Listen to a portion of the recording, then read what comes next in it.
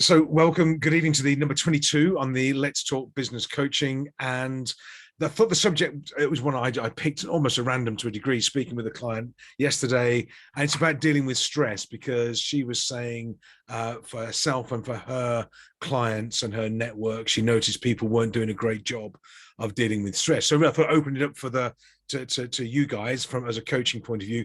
Two things, I guess. One is, how do we cope with stress ourselves, because we're under pressure ourselves, we're in business and all sorts of things happening. And how do we cope with pressure, or get our clients, help them to cope with pressure as well? So how do you, and I saw your update, Gareth, as well during the week. Thank you for that. You were reminded that you were on the balcony back in 1980, which is just before you were born, I think. Is your vibe there? So, 4 years before I was born, yes. That was the biggest balcony in military history. Crikey. It is strange, the number of people. Obviously, I'm not from the military, but you probably see this. Anybody who's, you meet these people at a conference where they've been in the UK military, and they always just try and suggest they were aligned with with some special forces or something like that. And it must be the SAS must be the biggest battalion in regiment in the British military history. But anyway, there we go. So so Gareth, do you get stressed? Are you a stressed person, or are you pretty laid back and relaxed about everything, Gareth? What's your approach? I wouldn't sound extremely laid back. I would say I've gone through a bit of a transformation in the past probably 10 years, where probably 10 years ago I was pretty stressed and uptight and let things get to me. I think there was a point where I realized that life's not that bad. And now I think I'm pretty good at letting things wash over me. I think there are certain things that a plug socket needs to be turned off if there's no plug in it. That really gets to me. Well, that's obviously clearly very important. Yeah, not a problem we have over here on the continent. You don't have switches on sockers here, so. Oh really? Well, I'm not sure if I'd like that or not, but yeah, it just. But other than that, I think and I just think I went through a huge transformation, and I think I'm less susceptible to stress now. Yeah, I think I still get it, obviously, but I tend to. I think if you know the phrase, take things in your stride, and kind of like, okay, well, that's happened. So what do we do? Like, and I think and I think part of it, being a coach helps with that, because it's okay for somebody to have a different perspective from you, or trigger you in some way or something like that. Everybody's different, and that's okay. And I think that's my phrase now is they can do that, or they can do this, and that's okay. And it's really interesting on driving on the motorway and stuff like that, because you see people, gesturing and swearing and all that kind of stuff. And I genuinely don't do that. And, if somebody cuts me up on the motorway, and my wife goes, or, whoever's in the car with me goes, hey, he just almost killed you, well, he didn't, there's a long way from where we are now to being killed. And you know what? Maybe he's having a bad day. Yeah, exactly. Yes, we don't want to. And that's my perspective now is, maybe he's late for a hospital appointment. Maybe he's taking his wife to hospital and a life-threatening.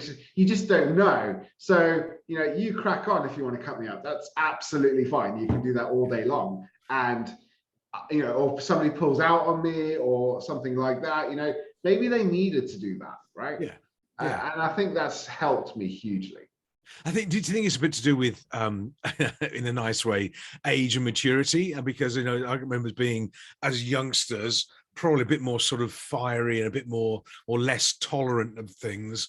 And I think it is a thing of a bit of maturity, a bit of age, that, as you say, you're going to be okay. Whatever happens within reason, you're going to be all right. We'll sort it out. We'll deal with it, and away we go. I'm with you on the sockets, though.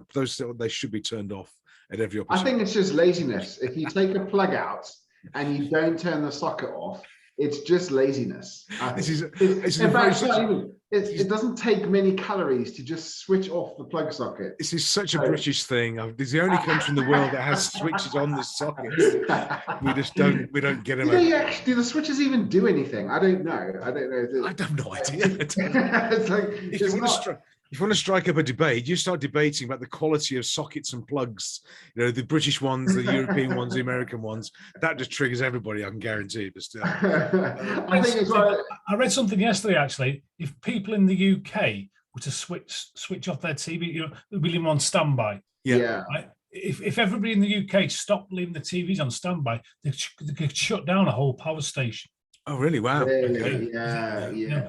It's probably true, isn't it? It is, because I think one of the things that's changed now, just touching on energy usage, is we've got all new, as you know, electrics and stuff in this place, and all the bulbs are LED now. And in the old place, or in the past, bulbs were always 60 watts, 60-watt bulbs, and they were basically just heaters that happened to glow. And this sort of light was a byproduct of the heat. Whereas these things, they're great. They're I think they're 5 watts. They're bright. They don't get hot. They just shine light. Well, those must be so much more efficient now than they were in the old days. So that's our sort of contribution to the to global warming now. But yeah, you're right. Turn off the things off standby and that sort of thing. Another thing is an ironing board. If you switch off an iron, you have to unplug it, because oh dear. Yeah, and I have a meltdown if you don't. So this is Gareth law, is it? It's the rule of Gareth. Yeah. Right. Okay. Yeah. You're saying that you were much more laid back and not so straight. Is your wife there to verify this, or the kids? Just let me check with the kids just to make sure. Yeah. Somebody tried to turn the heating on the other day in the house. Oh no! Not before November, surely. Yeah, I know, and that ended badly for them. Yeah. Yeah, they've got 10 jumpers on instead. Exactly. Get a jump, put some socks on, go and run around, do some press ups, you'll be fine. I think one of the things, I was speaking with my mom yesterday, which is always thrilling, and she gets triggered, bless her. I mean, she's nearly 90 now, but she gets triggered by what she sees in the press, and she was angry with the French because of what she read in the Daily Express or something like that. And apparently the French have decided to, stop sending something across the channel or whatever it's going to be. I mean, it's not true, obviously, but she was getting really agitated about this, about the French and Macron, this sort of thing, based on what she'd seen in the papers. And I said, well, are you sure it's true? Well, it was in the Daily Mail. But yeah, well, that's not really a very good way of validating it. I think she gets triggered by that. She should change which newspaper she reads. Which I think she reads the Guardian and the Daily Express. In between the two, somewhere maybe the truth or something like that. I find Al Jazeera and RTL good for balance. They give a bit of a different approach to it. But I think getting stressed, it is one of those things we all get. Stressed, I think, and I've done it in the past where I would stress about things that weren't under my control as well, where things were outside of my control, and it would be, it could be our fuel prices are going to go up. We're a transport company, fuel prices are going to go up. It's oh my goodness, I get worried about it. And even if they didn't go up, I'd still gone through all the pain of worrying about it and all the stress and heartache that goes with it. And Lynn would tell me, stop worrying about things you can't fix, you can't influence. And that for me was a lesson. It was a saucepan around the back of the head. No, but it was just one of those lesson though. There's no point in worrying about the French, or apparently now in the UK, I saw in the paper, it's the sunspots or something are going to wipe out the internet today in the UK or something like that. So anyway, it's only in the UK. The rest of Europe and the rest of the world is not bothered by this. It's because of Brexit. Yeah, the Sun knows this. Only sending sunspot radiation anyway. But you can't, why would you sort of worry about that when you can't do anything about it? And that was a lesson, a learning for me as well. Do you find, again, is this one, do you find you sort of sleep badly at night? Are you a worrier? Do you sort of wind things up at night and not sleep, or do you just let it all go as well? No, I do. I keep a notepad and pen by my bedside just to get everything out of my head if that is happening. Yes, okay.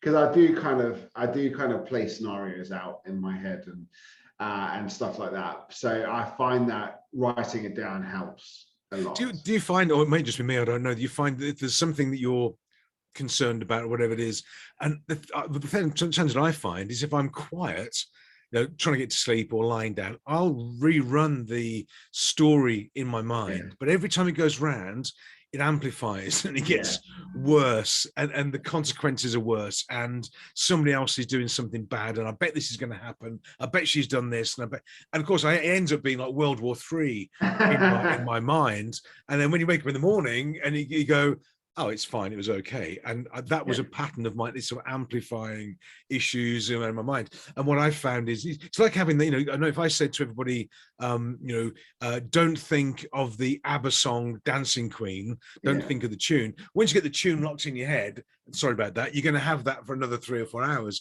But it's the same with this sort of fear, negativity, and worry becomes a tune. Stop dancing, Queen.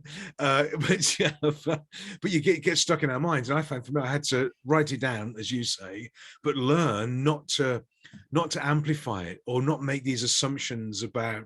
I remember some time ago we had a conference booking. I was awaiting a conference booking to come in, and the email didn't show up when it was supposed to show up. And I said to Lynn, I bet they're going to cancel it. Have they paid? They haven't paid the deposit. I bet this has happened. They found somebody else. That's horrible. And then in the morning, of course, after all that stress and heartache, an email came in from the lady who was booking the conference, and she just said, here's a booking, all confirmed, all good. I had to go to the hospital yesterday with my youngster. Sorry about the delay. Everything's fine. It's like, oh. Exactly. In 100% of the scenarios I've ever been worried about, they are never as bad as I think it's going to be. When you have to have like a difficult conversation with an employee, or a difficult conversation with your boss, or you're in trouble with your boss or something like that, and it plays around and you've got to face the consequences, 100% of the time it's nothing. Absolutely. It's a footnote of my day. Right. But I get like you say, every time it goes around in my head, it amplifies a little bit, and all of a sudden, like you say, it's this absolute terrible tragedy involving half the planet. Exactly. You said Armageddon and everything. I think this is how I think the British media, and this is specifically the British media, actually operate. They set these little loops up in people's heads about fuel or turkeys or CO2, and I don't think I don't watch the media anyway, but I don't think we get the same thing in France. I don't notice it so much in Luxembourg, quite so much. But they set these hairs around people in amplified out of proportion. It's not, I got I didn't get worked up. I got a little bit angry this morning because a leaflet came through the door for a local garden nursery, which happens to be called Plants Galore. And I'm pretty sure they won't be watching this. But at the bottom, they had this in red writing across a picture. They said, do your Christmas shopping early to avoid UK shortages. Oh, like brilliant. And I just thought, I'm not shopping. I'm not ever going to Plants Galore ever, out of principle now, because they just completely fed into the psyche of the British public of, oh my goodness, there's going to be UK shortages, which actually isn't the case. And then writing that actually contributes to there being UK shortages. So, but it becomes it's a self-fulfilling prophecy. Exactly.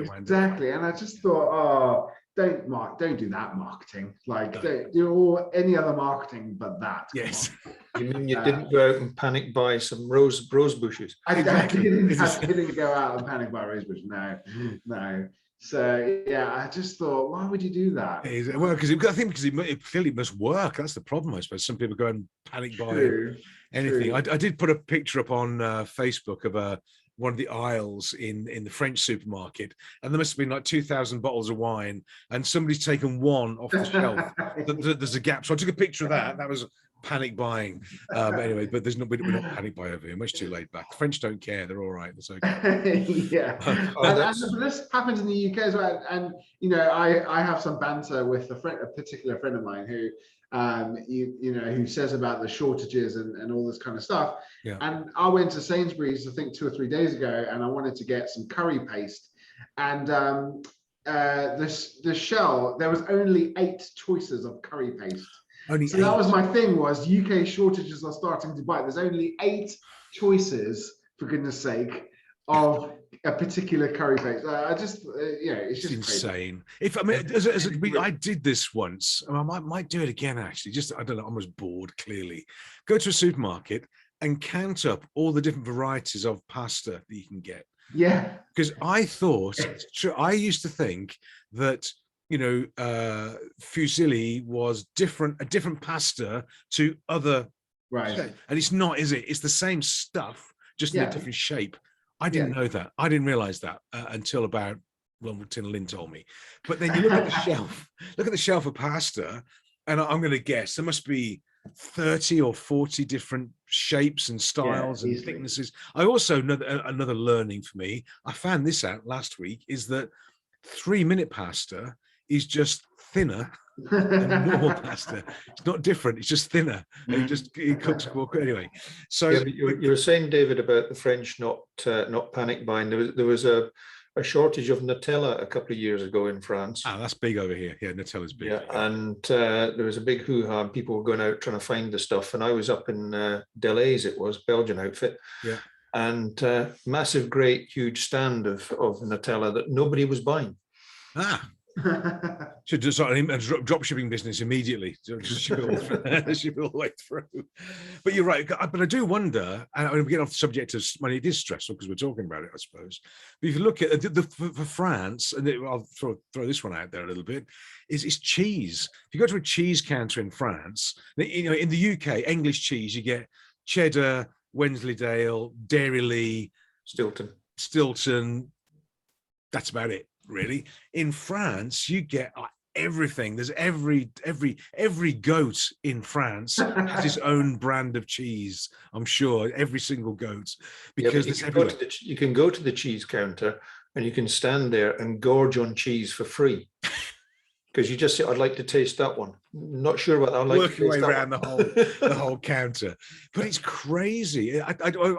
I think it's crazy. It's too much choice, it's just one of those things, too much choice. Yeah, but we've been kind of like suckered into this lifestyle, I think, where it is acceptable to find 138 types of pasta on the shelf, and if there's only 137, well, that means there's a shortage in the I just think it's absolutely crazy. It's insane. But somebody doesn't think that, do they? Because somebody gets upset about this and being one pasta down or something. Not us, clearly. I'm obviously, but it is one of those things. But also this just-in-time supply chain thing that's caused all this heat and stress out there. I can remember, and I think I'm the. It's okay. No, I think I'm the oldest person on the call. I think anyway. When I was a kid, I was about 5. The car of the day was the little Isetta bubble car, little bubble car thing with the door opened at the front. Those were everywhere, and to get a dinky toy, one of those, had to go to the local newsagents with my pocket money and order the thing. It took like 2 months to get it. Whereas now, if I ordered probably the same car or something, you want it on Amazon, you want it delivered tomorrow by hand in a box, and it's immediate. And it's like, this is insane. Why can't we wait for a week or something like that? It's crazy. I'm even getting hacked off with next day delivery. I think that's too long. I'm like, exactly. I want a drone now. Yeah, I want it now. Yeah. As I press the button, I want to put it in my hand. Just break into my house and put it in my hand. We need a replicator. We need a replicator. We need the replicator. Every house have a 3D printer replicator in the corner, and they just turns on these things. But anyway, slightly. So let's come back to stress. I suppose this is quite stressful. But I think, and so for me, I think maybe, as you said, I think a bit of maturity is a good thing. Whatever happens, we can sort it out. We can fix it. Learn that with doing this house, because everything we touch here is not square, level, horizontal. It's all over the place. We fixed it. We've even fixed the bathroom today, so that's all good. And it's going to be, it's going to be okay. How do you deal with clients who are stressed? I mean, because they maybe aren't as mature as maybe we are, whatever it is. You've got somebody who's stressed. How do you help them through that? Perspective. Okay, great. Yeah. Is is this the worst thing that could happen? Give me. I always try and give me 10 times worse than the scenario. Well, if it's 10 times worse, it would be X, Y, Z, and I wouldn't have that. Oh, that's a pretty bad situation to be in, right? Yeah. So, and now how does this feel? Well, it feels pretty good, right? So, and I think putting things into perspective is my number one go-to, I think. Yeah. Is this really the worst thing that can happen? And I think as well, there's lots of techniques as well, things like, well, what advice would you be giving yourself? Yeah. If you were the coach right now, what would you be saying to yourself? Yeah. If I'm face to face, I don't know if you've come across this technique, but empty chair. I don't know if you've ever you have an empty chair in the office and get them to imagine whatever person they want to be there and talk to that person. Yes. And talk it through. That's quite effective, I found. Yeah. So that's generally what I try and do. I think there's a clinical condition for talking to empty chairs, isn't it? It's not some paranoia or something like that, I think. But no, okay. There's also an interesting concept, principle, method, system, I guess, that I've sort of done quite a bit of reading up on, if you like, and a bit of work on it, called systemic coaching, where you actually have a structure. But and I've done this, and it works like the empty chair. And I've got them in here. I've got these little wooden mannequins you buy, the little dummies, and you literally get 2 or 3, and you talk about people as if they're the dummy. This person over here, how are they thinking, and you talk about them that they're in the room with you.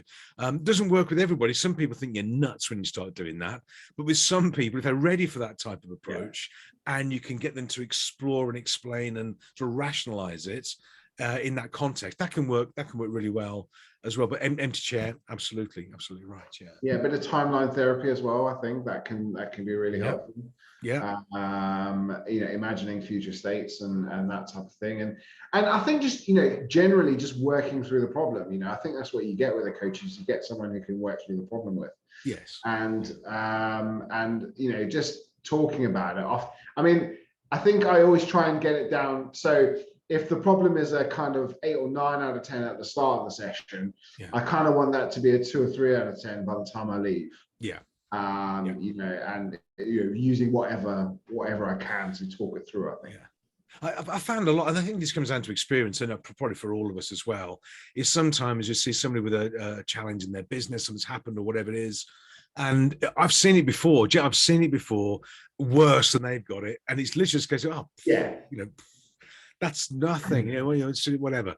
Not with every situation, but regularly there's something happened that I've seen in other companies or other businesses, in my own experience, whatever it is, where it's what they're going through is not quite as bad. So that sort of deflates a little bit that they're going to be fine, just get over it and push on with that sort of thing as well. Yeah, and I mean, sometimes it's not helpful to go, that's a problem. You see what these guys are doing over here? Yeah, exactly. Yeah, well, look at Enron. You want to go bankrupt, Enron. That doesn't really help. Right? This is sometimes that is helpful, but I think it's like a child with a problem. A child with a problem is that is the central thing in there. Oh, absolutely. That's going on, and that's how adults get as well. This problem is like the only thing going on in the world. And we want to try and disassociate a little bit with that, and try, with a child. I think it's more difficult with a child, actually. It probably is, actually, thinking about it. But also, do you find some people wear their problems as a badge of honor? It's like I've got this situation, this whatever it is, and it's really bad, but you know what? I'm going to hold on to it because it gives me something to moan and talk about and gives you some sort of level of significance. Yeah, they parade it around at parties and that sort of thing. It's either a badge of honor or an excuse. I don't quite know which one it is. It's absolutely 100%. Every week, and I'm thinking about a particular client at the moment, actually. Every week I come back, okay, have you done this? Oh no, because I had to do, my car broke down and this happened and that happened, and blah, blah, blah. And I can always second guess it, Exactly, yes. It's and once they start that pattern of doing that, I think it's really hard for them to get out of it. Absolutely, yeah. It becomes a habit, I think. It's really easy for us as coaches to start to collude with them a little bit, like, oh yeah, that is pretty bad and blah blah blah. But it's important to not do that, I think. Yes, absolutely. So Excellent. So we'll throw it open then. We've sort of stress. Anybody got any ideas or tips or experiences of stress? How to cause it or get rid of it? I always position it that if you were to, look, I don't come out directly with these words, but something to you. So if you were to die tomorrow, and they were to do an autopsy, and they were getting in there and have a look around, they go, "Oh, look, this poor sod didn't stand a chance. Look at all this stress." No, it's not there. It's not in your body. No, so it's a mental construct. Yeah. So you are doing something to mentally construct that stress. So I mean, and one of the things when you can sort of get people to think about that, it's like, all right, so teach me how to be stressed. If you want to find the recipe for stress, put the chef back in the kitchen. So teach me how to be stressed. What do I need to do to be stressed like you? Yeah. And they start talking the problem out then, and then you've got all right. Well, when that happens, well, how about we did this? How about if you did that? How about if you did that? So, I mean, stress is an external construct, isn't it? As you say, it's on the outside, and we invite it in. I think, but stress can show up in the body. You know, stress is bad for other aspects of the body. But you're absolutely right. It comes in through the head. We construct it, and away we go. It's a great point. Yeah, good point. Yeah. I really like that one, Kevin. The teach me how to be stressed. That's very, very interesting because it's also what Gareth said. It dissociates you a little bit, right? Yeah. I mean, it dissociates you. It lets the client or yourself look in from a little bit removed and see what's really happening there. Yeah. But sorry. No, go ahead. Go ahead. Okay. Well, I think that isn't stress management really also related to expectation management? Right. Mm-hmm. I mean, it's like what stresses us out is this perceived gap between where we are and where we would like to be. Yeah. I think that causes a lot of stress. And, and of course, the whole the controllable plays into that. If we try to, we find ourselves at the mercy of things we cannot control, and we have expectations about that, then of course our stress levels are going to go off the chart. I also think that reaction management comes into it, really being aware that an external stimulus does not always require us to react in a certain way, right? Absolutely. Oh, he makes me so angry. What does he know? Does he know? That's interesting. Yeah. No? And dissociating a little bit an external stimulus from a reaction. And I think into that comes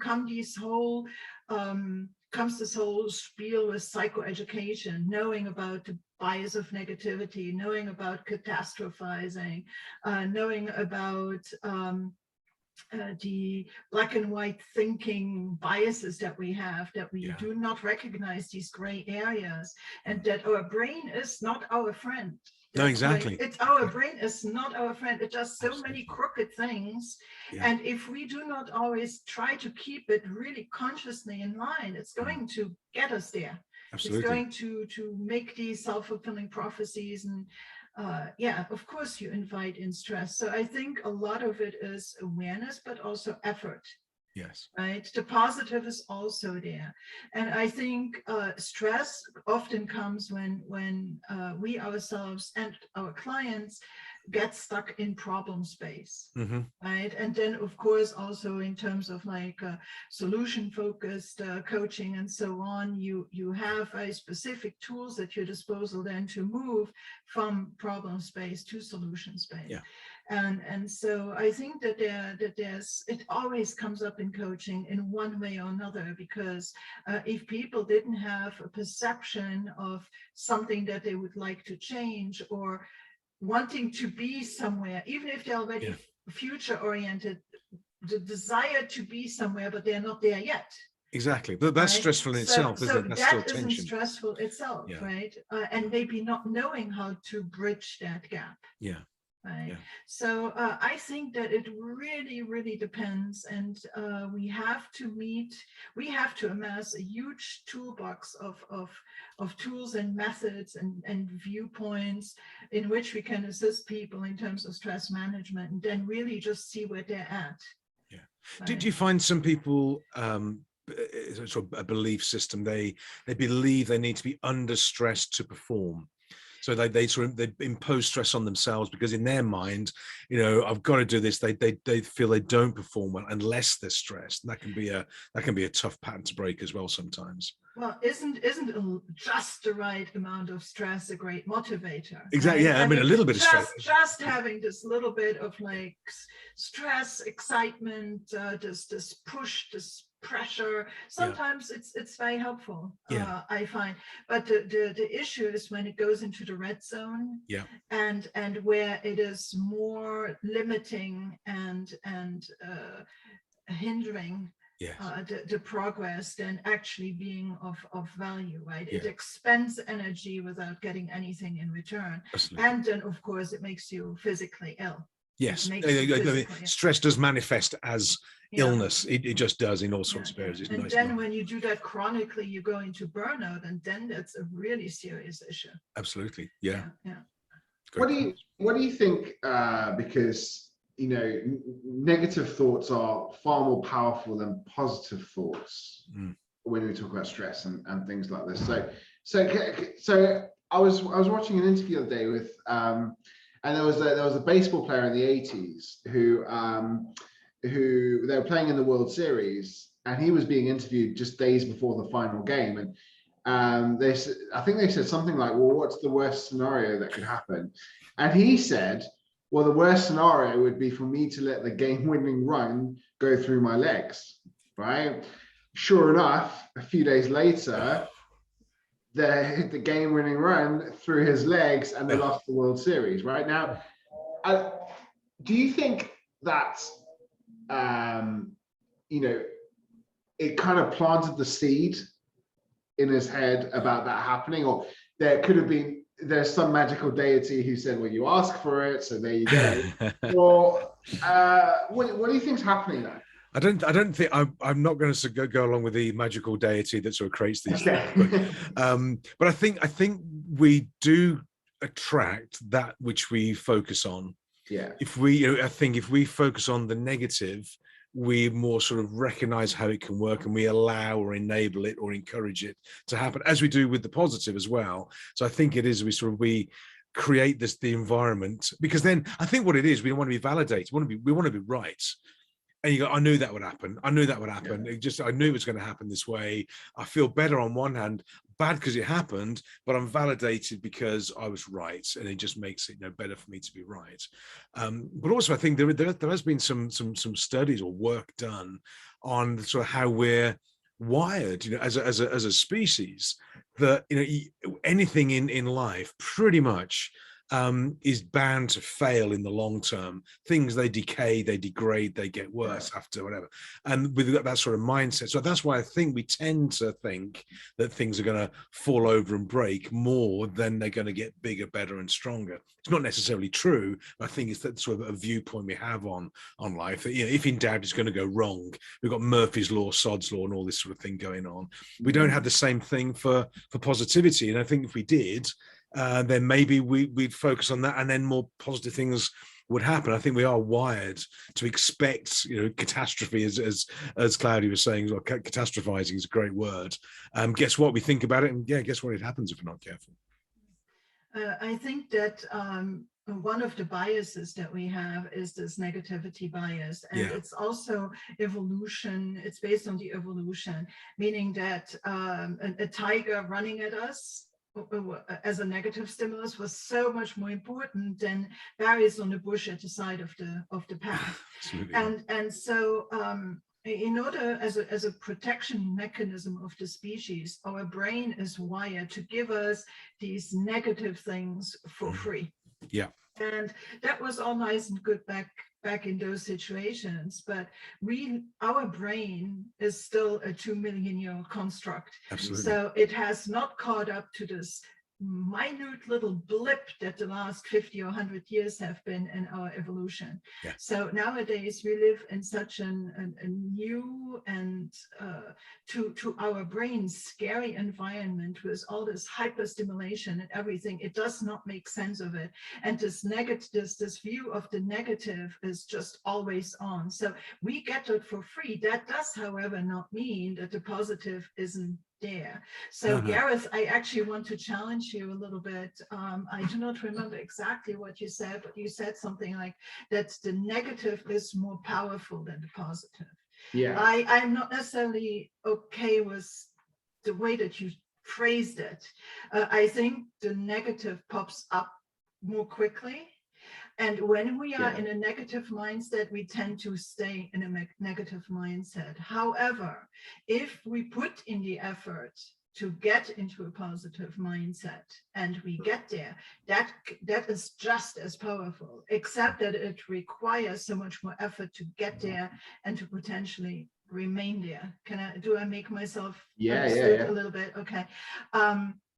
So the way of what you can achieve out of these different states of mind, essentially, I think are both very powerful, except the negative one is so much easier to get into and maintain.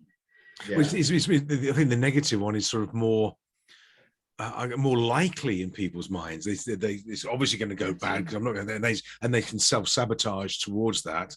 Whereas getting something more positive is a bit more sort of hard work. But I think there is this pattern as well, and whether it's changing now, where people think, and this was one of my patterns as well. You know, you do your best work when your back's against the wall. You got no choice to come out swinging, and so one of my chairman donkeys years ago said to me, he said, you do great work when the pressure's on. You do great work. So the problem is, he said, that, you know, when there's no fires to put out, you start fires. So you can put them out. He said, you've got to stop doing that. It's like, oh, okay. And he was right. I had that. I could fix a problem. But if there wasn't a problem, guess what? I'd create one. So I could fix it. And that was a very damaging cycle to get into, which comes back to this sort of negative approach. And it's true. But I think that I do wonder what is there more of in people's minds? Is there more positivity, as there should be, you know, can do, brightness of future, objectives, targets, goals, and everything like that? Or is there more negativity, what if it goes wrong, and fear? I think, I can't prove this, I think based on media and education and everything, I think I'm going to say it's sort of 70-30 in favor of the negativity, unfortunately, and not for us, but I think people live their lives in negative stress and fear way too much, but they don't realize they can actually get out of it. Yeah, I mean, just look already how we are preconditioned to that in school. Absolutely, exactly. You get points deducted for making a mistake. You do not get credit for what you did right. Exactly right. Okay? Exactly and, right. But I would actually love to hear what Marie has to say, because she is kind of into. Marie's the most positive person I know. It should be great. She'll shake us up. Well, like Garrett, I used not to. I used to be quite negative, quite stressed, quite comparing myself. So it was like an entire process. The more recently, it was more cutting myself from the news, because, like you said, David, for your mom, I was into this, like everybody, I think, you know, it's all the time. You go on internet, it's there. You go on social media, it's there. So I was really cutting myself from the news and choosing when I wanted to be in touch with the news, because given a time, it was Trump in US, and it was Brexit in UK, and I was like, I can't take it anymore. It was way too much. It was all day long. So I decided to cut myself from social media as well. Good. And I decided early on to stop comparing myself with the others, and that stopped a lot of the stress as well, because at that time I was like, my God, I'm still single and I'm 24, and I'm like completely missed up my life and all of that. One of the key for my change was reading the book of Joe Dispenza called Breaking the Habits of Becoming Yourself, or Being Yourself. And as you said, David, all this stuff that we keep on repeating, the situation, sometimes situation that didn't happen even, and that we keep on repeating the emotion that goes with it. We relieve the situation completely when it happened only once. We make it happen 20 times, or every time we tell our friends, or as you said, you remind yourself when you go to bed, and he said that, and she did this, and so that was a process.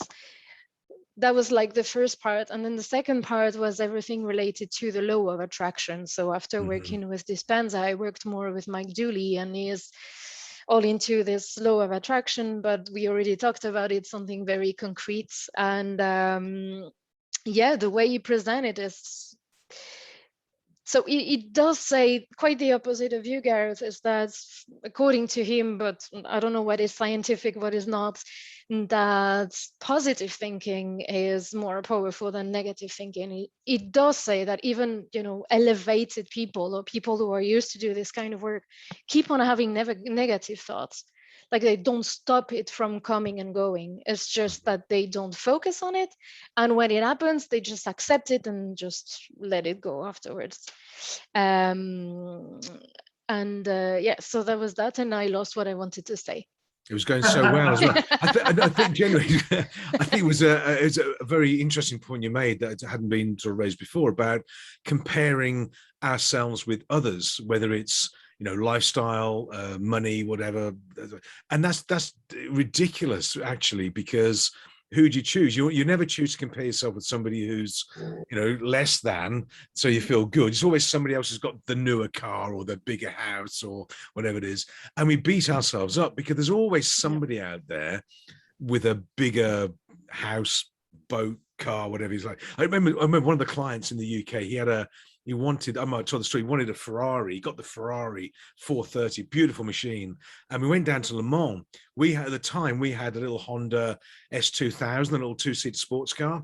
So Lynn and I were in that. He's in his Ferrari, great. One of his mates in a Porsche. Got down to Le Mans, and of course he parks the Ferrari up, and everybody's looking at the Ferrari. And then about 5 minutes later, a guy pulls up just like down here in a Bugatti Veyron. And everybody went, oh, sod the Ferrari, we're going down to the Bugatti. And Chris stood there going, oh, well, what about me? And it's just like, really, so, you know, how far do you go? And the bloke in the Veyron would have been top trumped by somebody in the Koenigsegg or whatever. You can never stop that sort of thing. It's hugely damaging, I think, to compare. You know, choose what you want and go for it, but yeah, damaging to compare with others. I think it really, really is. Yeah, I found what I wanted to say. Excellent. The end of I was just it. buying you a bit of time there. You see, I've got you. Quickly, Claudia. So in the law of attraction, and so to come back to what you were saying, Gareth, about this baseball player who was thinking about the worst scenario, and then it happened. So in McDooley's work and my experience as well, it's always going from, it depends the way you word it. You never word it, I want to win the championship or whatever it is. And then imagining him with a cup or whatever and celebrating with his friends, he just kept on focusing on not doing something. And when you frame it in a negative way, so what they say in spiritual stuff is that the universe doesn't understand negative way of framing stuff. So if you say, I don't want to lose, it's going to say, you want to lose? Great, I'm going to give you that. So it's about focusing on negative outcomes, positive outcomes and positive way of wording it and imagining it. But I think as well, as you said, I think that interesting, lots of interesting points, but this, you know, from a universe point of view, it doesn't care, it doesn't recognize good behavior, bad behavior, positive outcome and negative. There's just behavior and outcomes. And we're the ones that apply the labels to them. So we've got to be really careful on what we choose to allow to happen, because, you know, we can have whatever we want. However, we will apply a negative label to it if we're not careful. And we can construct it the same way as we would what we call positive. No such thing as positive, just a different outcome. There's an interesting thing about some school teacher, I think it was in the UK, has banned teachers saying good behavior and bad behavior. And of course, they go, oh, that's very woke and this sort of thing. But actually, there's no such thing as good behavior or bad behavior. It's just behavior that you don't want or behavior you do want, not good or bad, who says? And it's a very interesting mindset to have this, we want an outcome, a behavior, positive or negative. That's just a label we apply to it, I think, as well. God, we should be coaches, really, us, like, you know. This is Right. The thing about not giving labels to things like good behavior, bad behavior is that the teachers will get round that because they will have acceptable behavior and unacceptable behavior. Yes. And then they'll have to have a law that says they can't use acceptable behavior and unacceptable behavior. So they'll come up with another plus and minus. I mean, it reminds me of the post Falklands when the military were calling the local Falkland Islanders Bennies, after Benny from Crossroads. Oh, right. And because they all wore the woolly hats because it was cold. Right. Okay. Yes. And so the edict came down from the commander, you cannot call them Bennies anymore. So after about a couple of hours, they were all called Stills, as in Still Bennies. You gotta love the military. You gotta love the military with this sort of thing. But it's strange how people they're applying labels to situations. I was speaking with one of the guys last week, and he's in financial services and funds, this sort of thing, and they're opening up some like private equity funds. So people who haven't got millions can all get together as a club, chip in an amount of money, and then participate in these private equity funds otherwise they couldn't get access to. And he said, so we call them Henrys. So Henrys, what's this Henrys? It says high earners, not rich yet. And these are Henrys where they've got some cash, but they're not rich, but they can contribute. And of course, they've got this label applied. We've all got labels applied to us for different things. And the military are brilliant at doing this sort of thing. But you've got to be real careful with that, because that's, again, a comparison, isn't it? We're not very careful too. So that's exciting stuff, exciting stuff. Kev, you're muted. You're muted, you see? You're muted. You can't just come on and do mouth and be like. I was in the senior service, by the way. A packet of cigarettes. Yeah, the old farts one. Does that still apply? We've got tri-service representation here. Yeah. Does that still apply? Is the Navy the senior service? Or Yeah. Yeah, he navigates by the stars. Yeah. We rate our accommodation by the stars. Yeah, that's right. Yeah. Oh dear. Anyway, so any other points on I mean, it's been sort of an interesting discussion, but I think stress, maybe we shouldn't call it stress. I don't know, we should call it something else. Excitement. Well, one of the things that I often come across is people say, what are our options? Mm-hmm. And sometimes I ask the question, have you ever considered the do nothing option? Mm-hmm. Yes, a good point. And they go, well, we can't do nothing. Well, have you looked at what happens if you do nothing? Well, nothing generally happens if you do nothing, but it's one of the options that you always have at every stage of any process is we do something or we do nothing. But do you also find that people, they limit their options? They'll say things like, what options have we got? And they go, we can turn left or we can turn right. Well, there's dozens of options actually, and they limit the possibilities by not opening up to the possibilities of different options as well. Yeah, because it's what they're trying to do is exclude things. Yeah, exactly. That's what. Yeah, exactly. Right, and exactly. It's not necessarily they don't often. It's not often. Sometimes they exclude what they should have included. Yes, I think I understand. If they constrain themselves too much, and the constraints are self-constraints. They're not anything that anybody else has put on them. And that constraining yourself is what is causing you the stress in the first place. In a lot of cases. Good point.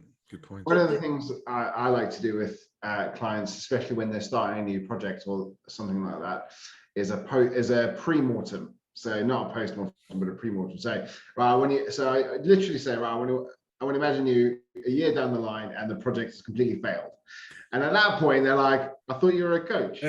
All right. Thanks, coach. I know I'm meant to be positive, but just run with it. I want like 2 pages of A4 on why this project failed from everybody in the room. And then you get, okay, well, there was lack of buy-in. Okay, well, how do we get buy-in, right? Okay, there was a supply chain issue. Okay, well, how do we solve that, right? And you get the problems out before they happen, hopefully. Yeah. That's a real supply chain one, get bigger canal. Yeah. It's a bit like there's a decision-making strategy, isn't there? Effectively, what's the upside of this? What's the downside? And can you live with the downside? Yeah. This is all we should do this professionally, I think. This is all very profound stuff. It's amazing. We talked about the brain before and negative and positive. I always frame it up that our brains are a bit like Velcro for the negative, but Teflon for the positive.